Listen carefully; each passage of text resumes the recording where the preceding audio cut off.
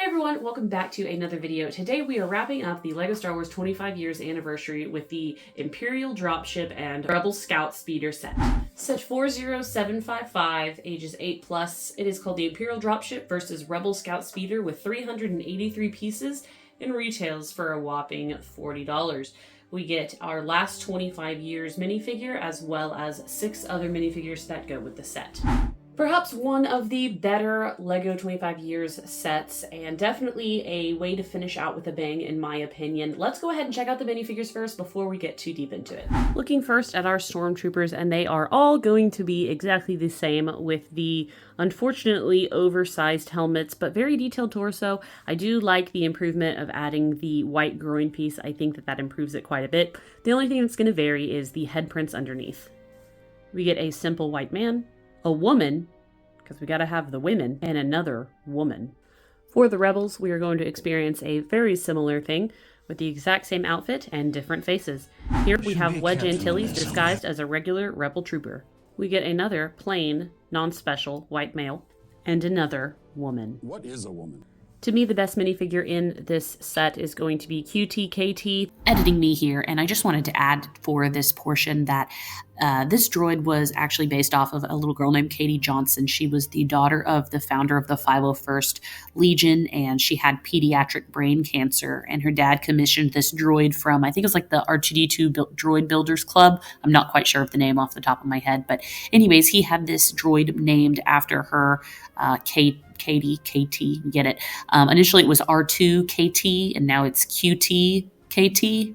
And anyways, she did pass away from brain cancer in 2005. And just as a parent, it just speaks to my heart. It's just really sad, but it's really sweet that this little droid lives on in Star Wars lore. And it's my first availability to own this character in any form so far. I think they've termed it a couple of different times, has been a staple in the Star Wars universe since the early 2000s, I think.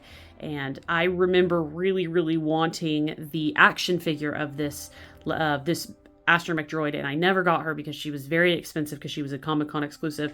And we have seen her since in the Clone Wars, and I think it is really cool that LEGO has brought her to life in her own astromech droid. My only complaint is that I feel like this droid would have made more sense in the droid building pack, which for some reason has young Leia. I think that it's a little bit weird to have it in this pack as a special minifigure, but I mean, we have experienced that before with some of the other 25-year sets, so I'll give it that. Personally, I love the printing. I love the pink. I'm not a huge fan of the yellow and black on the top of the head. That was not an original design for this astromech, to my knowledge, but I like the triangle, and unfortunately, there is no printing on the back, and I just don't understand why LEGO won't print on the back of these astromech droids. We know they can, so why is it not happening, especially because it's not even difficult to do. It is the same stamp as R2-D2 with different ink. That's just my complaint. It comes with a regular 25 year stand, which is nice. For those of you who might not know, this 25 years set was actually based off of 2 different battle packs in 2008. It was actually their first real swing at LEGO Star Wars battle packs, and we got basically a simplified version of this and a simplified version of this. This, which had been remade once before in the 2019 anniversary sets as well, which I have, and this one is drastically different. The 2019 was just a slight revamp from the original. This one is definitely a reimagining. Starting with the ships themselves, I will do, this one is personally my favorite, the Imperial, or the Rebel Scout Speeder. I really like the coloring on it. I don't know if it's because I like the stickers too, the kind of like bulky armored build. It just looks really nice to me. I really like this one a lot more than the 2008. I can say that without having nostalgia behind it because I never owned the 2008 version.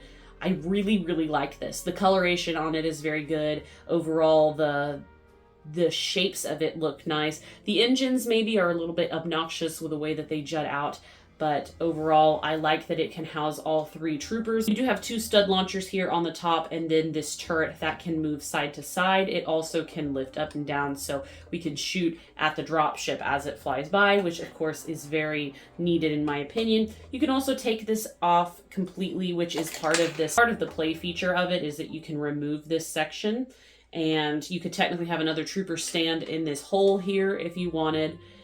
But overall, I think that looks pretty good. It's relatively simple, like we don't have any special printing on the bricks at all, just a couple of stickers, but I think that, I mean, it makes a really nice build. I like the windshield being that new dark black, trans black, I think, and so it looks really good. We've got a couple of like little round domes to kind of give it that hovering effect. And overall, I think it's a great little build. Then moving on to the dropship. This one is maybe the more fun vehicle, though aesthetically it is not my favorite. I do like that you have a cockpit that can fit a clone trooper and fully close around it, but I honestly am not a big fan of the angle of it. We have that new trans black color as well, and then a printed towel for the control panel. However, this cockpit is so small, the Stormtrooper sits so awkwardly inside of it, in my opinion. Just not a huge fan of it. We also have the same amount of stickers that we had on the speeder as we do here, which are 3, and we're done with some black and navy and a little bit of regular gray. Stud shooters on the sides, of course, and then a way to carry the troops, which was sized down from the original models, unfortunately. The play feature here is that if you move these engines forward, it will kind of bump out this like little stand for the characters, and so it's not really as cool in my opinion as taking off an entire turret to use as like heavy ground artillery, but that would be, I guess, a better way to drop in your troops. Unfortunately though, to me it doesn't make sense that there's only 2. That just doesn't seem like enough and worthy enough to drop. But you do have a little bit more movement of these jets or the engines. Once this section is out, it can tilt all the way down and kind of give you some interesting angles, but I'm just not a big fan of this angle here. I think it doesn't look very good in my opinion. Overall, this is a really nostalgic build for a lot of people, and I don't really have too many biases with it because I never owned the original 2008 Battle Pack. I really appreciate LEGO for taking a new spin on something that was so beloved at the time. I can appreciate that. I personally really like the 25 years minifigure included, and I think that this is a great set. I think it's a little bit overpriced, and I think the majority of people agree that the best 25 years set was pretty much the Tantive hallway. Give or take, some opinion. But this one was definitely up there. I think it was more fantastic than several of the other builds. And maybe I'll do a list one day. But overall, between the two, this one is my favorite out of the vehicles. So anyways, guys, I hope you enjoyed my video. Let me know what you think in the comments below, and I will catch you on the next one. Bye, guys.